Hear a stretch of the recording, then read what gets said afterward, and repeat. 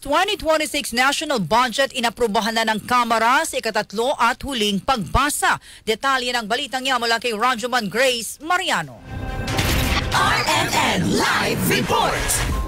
Sa boto ng 287 na pabor, 2 ang tumutol at 2 ang abstain, ay inaprubahan na ng House of Representatives sa ikatlo at huling pagbasa ang House Bill number 4058 o ang panukalang 6.7 trillion pesos na 2026 national budget. Ayon kay House Committee on Appropriations sa chairperson, Micaela Swansing, sa kanilang ipinasang budget ay inalis na ang 255 billion pesos na pondo para sa flood control projects kung saan 56.6 billion pesos ang inilaan sa edukasyon, 90.7 billion pesos ang sa kalusugan at 53.7 billion pesos para sa agrikultura. Sabi ni Swansing, buntod nito ay umabot sa 1.28 trillion pesos ang inilaan sa sektor ng edukasyon na pinakamataas sa kasaysayan.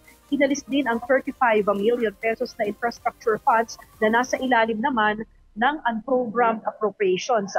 Wala ng small committee at ipinalit ang Budget Amendments Review Subcommittee na ang lahat ng hearings ay naka-livestream o bukas sa publiko. Ibinaba naman sa mahigit 733 million pesos ang mahigit 889 million pesos na 2026 budget para sa Office of the Vice President. Tinanggal na po ng Kongreso ang infrastruktura sa listahan ng mga pwedeng paggamitan ng unprogrammed appropriations.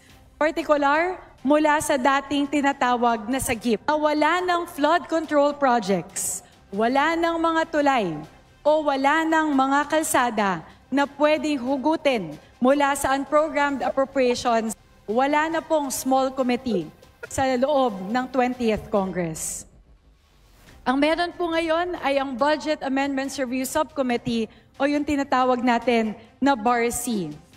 The Budget Amendments Review Subcommittee deliberated on all the proposed amendments from the agencies, the institutional amendments that we would need to incorporate into the budget.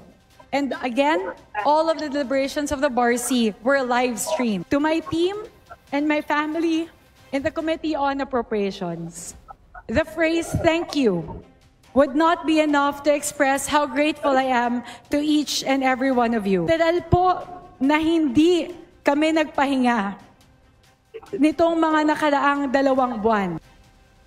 Yan po si House Appropriations Committee Chairperson Micaela Swansing. Kasama mo sa DCXL RMN Manila, Rajuman Grace Mariano, Tatak RMN.